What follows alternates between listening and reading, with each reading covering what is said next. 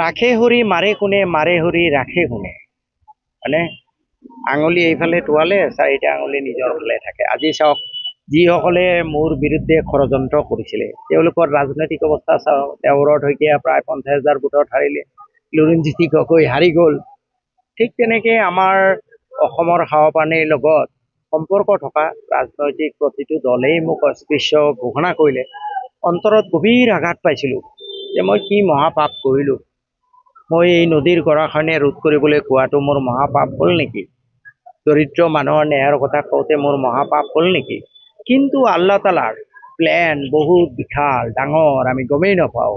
আল্লাহ তালাই কি কৰিলে, এই কুৱাৰ পৰা নি পেলাই মোক সাগৰত পেলাই দিলে। এতিয়া মই যিটো দলত আছোঁ তাত 48জন MP, আৰু মই আগতে এটা সৰু দলৰ আণ্ডাৰত থাকিব লাগিলেহেঁতেন। আজি মই সগৌৰৱে কওঁ, মমতা দিদিক ধন্যবাদ জনাওঁ যে মই TMCৰ অসমৰ লেজিসলেচাৰ পাৰ্টিৰ মোক লিডাৰ হিচাপে নিযুক্তি দিছে, ফ্ল'ৰ লিডাৰ। মই এতিয়া প্ৰথম মাৰিত থাকিবলৈ বোধহয় সুযোগ পাম। মূল কাৰণ হ'ল তেওঁলোকৰ সাংগঠনিক তৎপৰতাৰ অভাৱ। ইয়াতে 19জন MLA পাইছে, গোটেই মুছলমানে দিছে ভোট। অন্য জনগোষ্ঠীৰ মানুহে এটা ভোটো দিয়া নাই। মুছলমান জনগোষ্ঠীয়ে তেওঁলোকক খুব ভাল পায়, মৰম কৰি তেওঁলোকক ভোটটো দিয়া নাই। ভোটটো দিছে একমাত্ৰ যে বিজেপিৰ পৰা মুক্তি পাব লাগে। আজমল চাহাব থাকিলে বিজেপি সিমান দিন থাকিব, বা আজমল চাহাবে উল্টা পাল্টা কথা কয়। গতিকে আমি এইবাৰ বিজেপিক বিদায় দিয়াৰ স্বাৰ্থত, সকলোৱে গৌৰৱক মুখ্যমন্ত্ৰী বনোৱাৰ স্বাৰ্থত আমি হাতৰ ছবিত ভোট মাৰিম। আৰু সেইকাৰণে 19টামান চিট পাইছে। নহ'লে তেওঁলোকে এইটো কাৰকে ক্ৰিয়া নকৰিলে। এনেকুৱা বহু সমষ্টি আছে কেণ্ডিডেটে 5,000 ভোটো নাপালেহেঁতেন। একে ৰচিদ আলম 5,000 মান ভোট পালেহেঁতেন জানো? আফতাবুদ্দিন মোল্লা, ওয়াজেদ আলী চৌধুৰী, আপোনাৰ বীৰিৰ মালিক 5,000 ভোটো নাপালেহেঁতেন। জিকিছে একমাত্ৰ এই কাৰকৰ কাৰণে। এতিয়া কংগ্ৰেছৰ মই আশা কৰিছোঁ শুভবুদ্ধি উদয় হওক। অকল আকাশত চাং পাতি থাকিলে নহ'ব, গ্ৰাছৰুট লেভেলত কাম কৰিব লাগিব। কংগ্ৰেছৰ মই শুনামতে 90% বুথ লেভেল কমিটি ফল। কোনোবা নেতা হ'ব, MLA হ'ব, ঘৰত বহি বহি বনায়। একমাত্ৰ সৰু ক্ষেত্ৰত সাংগঠনিক দিশটো যথেষ্ট শক্তিশালী। তাৰ বাদে গতিকে তেওঁলোকে সাংগঠনিক দিশত মনোনিৱেশ কৰক।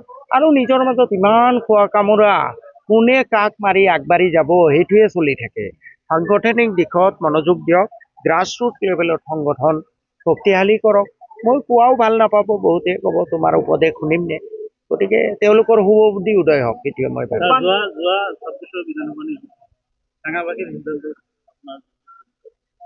নাই, এইটো চেঙাবাসী বুলি নহয়, গোটেই অসমৰ মুছলমান সমাজৰ একমাত্ৰ মন দিয়া ব্যতিক্ৰম সামগ্ৰিক সিদ্ধান্ত। টেঙা বুলি কথা নহয়। বিজেপিৰ অত্যাচাৰত কোনো প্ৰাৰ্থী চোৱা নাই, ছবিত ভোট দিছে।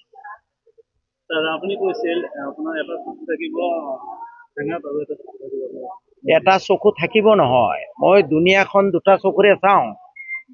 তাৰে এটা চকু মন দিয়া আৰু এটা চকু চেঙা। বুজি পাইছে নহয় কথাটো? এইবোৰ সৰু সুৰা কথালৈ বেছি মনোযোগ নিদিব, এইবোৰ বেয়া কথা।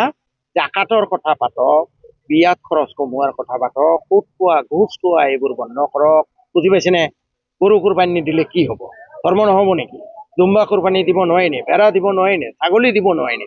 বিতৰ্কিত কথাত আমাৰ মুছলিম মানুহে মনোযোগ দিব নালাগে ভাই। আল্লাহ গ্ৰহণ কৰিব নাই, ডেট ইজ ইম্পৰ্টেণ্ট। কিমান আন্তৰিকতাৰে দিছে, গৰুই দিব লাগিব মাংস খোৱাৰ লগত, এইটো কথা নহয়।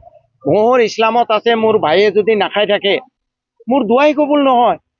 কোনোবা মোৰ মায়ে যদি মনত দুখ পাইছে, লাগিলে আমি বাদ দি দিম, কি অসুবিধা আছে?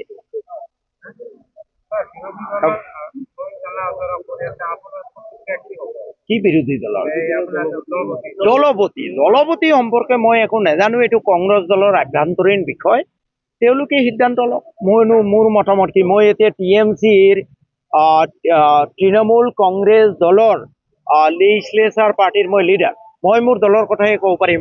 তেওঁলোকে খালি দলপতি নিৰ্বাচন কৰোঁতে যাতে অনাগত দিনত তেওঁলোকৰ দলটো মজবুত হয়। উজনি অসম জিৰো হৈ গৈছে, এই কথাবোৰ চাই চিতি। আৰু বিজেপিৰ যিটো ষড়যন্ত্ৰ চলি আছে, মুছলমান বাংলাদেশী সেই ষড়যন্ত্ৰৰ পৰা ওপৰত উঠিবলৈ চেষ্টা কৰক, মই সেইটোৱে বিচাৰিছোঁ।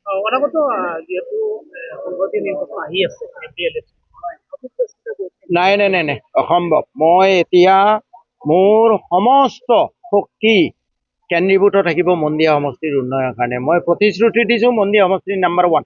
অহা 2 বছৰ 3 বছৰ মই একো নাপাব বেলেগ, পিছত দেখা যাব সময়।